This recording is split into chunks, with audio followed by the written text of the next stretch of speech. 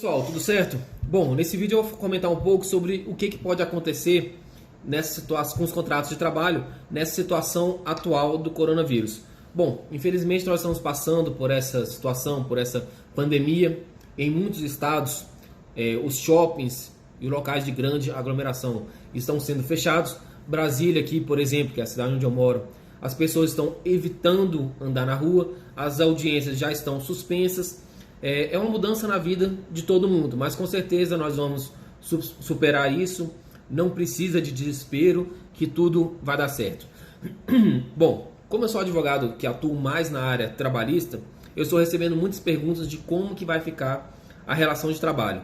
Pois, como eu já disse, os shoppings estão ficando fechados, algumas lojas já deram férias aos seus empregados, algumas deram redução na jornada de trabalho, estão até comentando em fechar o comércio aqui em Brasília. E a grande dúvida é essa: como é que vai ficar a relação de trabalho dessas pessoas? Bom, primeiramente eu tenho que falar que existe uma lei que dispõe sobre essas medidas de enfrentamento do coronavírus. É a Lei 13.979, que foi publicada em fevereiro desse ano. Bom, de acordo com essa lei, eu deixei aqui registrado, de acordo com essa lei, é considerado falta justificada ao trabalho, é considerado falta justificada ao serviço público ou à atividade laboral privada o período de ausência decorrente das medidas adotadas para o enfrentamento da pandemia. Bom, essas faltas aí são consideradas como interrupção do contrato de trabalho. Isso é, o empregado ele não vai prestar serviços, mas ele vai receber pelos dias trabalhados. Inclusive, o empregador ele deve realizar os depósitos do FGTS. É diferente da suspensão do contrato de trabalho. Suspensão sem salário, interrupção com salário. Eu sei que muitos empregadores eles vão questionar essa posição, mas é o que já estava previsto na CLT. O empregador ele deve assumir os riscos de sua atividade. Bom, por outro lado também, a CLT ela prevê que é lícita, é válido, em caso de força maior ou prejuízos devidamente comprovados, a redução geral dos salários dos seus empregados, proporcionalmente aos salários de cada um. Só que essa redução ela não pode ser superior a 25% do salário. É o que diz o artigo 500, se eu não me engano é o 503 da CLT. Está acontecendo também dos empregadores estarem dando férias aos seus empregados. E aí, pode dar as férias ou não? A CLT é claro dizer que a época de concessão das férias é a que melhor consulte os direitos do empregador. Então, o empregador que escolhe quando que o empregado vai tirar férias. Só que também tem uma regra na CLT que diz que essas férias devem ser avisadas com pelo menos 30 dias de antecedência. Bom, gente, nós estamos passando por uma situação excepcional, então nós entendemos que é até razoável que ele dê essas férias antecipadas. Igual aconteceu nos colégios aqui em Brasília, né? O governador lançou o decreto e as escolas resolveram dar férias aos alunos. Mas para deixar também justificado, o artigo 8º da CLT diz que eu também deixei aqui separado esse artigo, que eu achei importante nesse caso.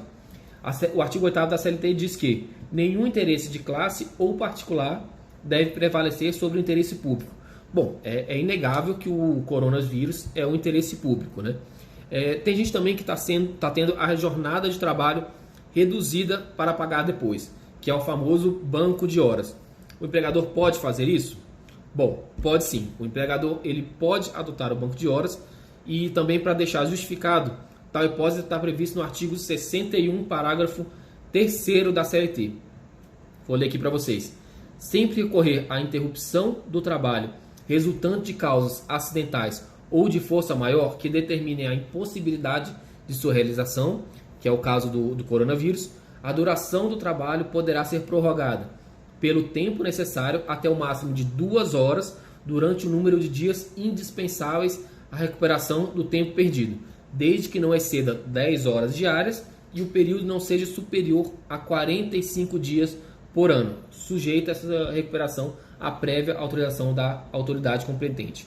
Então, só para resumir aqui, o empregador pode fazer o banco de horas pelo período de ausência do empregado e recuperar essas horas em até 10 horas por dia. Então o trabalhador pode trabalhar 10 horas por dia até o limite de 45 dias. Isso aí vai totalizar então 90 horas que o empregado vai pagar. Mas o que mais está acontecendo, que é o que mais está falado aqui em todas as redes, todos os grupos de WhatsApp, Instagram e tudo, é o teletrabalho. E como que funciona? É o trabalho à distância. Como que funciona? É assim, o empregado ele vai trabalhar de casa. É interessante o empregador fazer um aditivo contratual nessa situação, especificando as atividades a serem exercidas pelos empregados, e essa mudança ela tem que ser bilateral, isso é, ambos devem concordar com a situação de teletrabalho, do empregado trabalhar em casa. E se o empregado não quiser trabalhar em casa? Bom, de novo, caímos naquela questão do interesse público sobre privado. Então, eu acho que o empregado aqui nesse caso tem que ter um pouco de, sei lá, entender a situação, não sei se chega a bom senso, deve ter um pouco de flexibilidade para entender toda essa situação do coronavírus que está acontecendo. Se o empregador decidir demitir um funcionário, que já aconteceu também. Teve gente que me ligou e falou: André, fui demitido, e aí, eu vou receber tudo, não vou receber? Bom, se o empregador entende por demitir, a empresa não vai dar conta de ficar. Se a empresa não vai dar conta de ficar fechada por um tempo, vai quebrar, isso aí nós podemos utilizar como uma demissão por força maior, que também está previsto na CLT, que é o artigo 501 e 502. E aí a multa de 40% do FGTS e a rescisão vai ficar pela metade. Então, se a empresa não conseguir ficar esse período de fechamento obrigatório sem ter prejuízo, sem quebrar, ela vai ter que fazer aquela demissão por força maior e o empregado, infelizmente, vai receber apenas metade das verbas rescisórias. Bom, e se o empregado ficar doente, como que fica? Os 15 primeiros dias o empregador paga e o restante, a partir do 16º dia, fica a cargo do INSS. Bom, essas aí são algumas das hipóteses que podem acontecer com o contrato de trabalho. E aí, para qualquer dúvida, vocês podem enviar a dúvida aqui, que eu costumo responder todas. Grande abraço e até mais.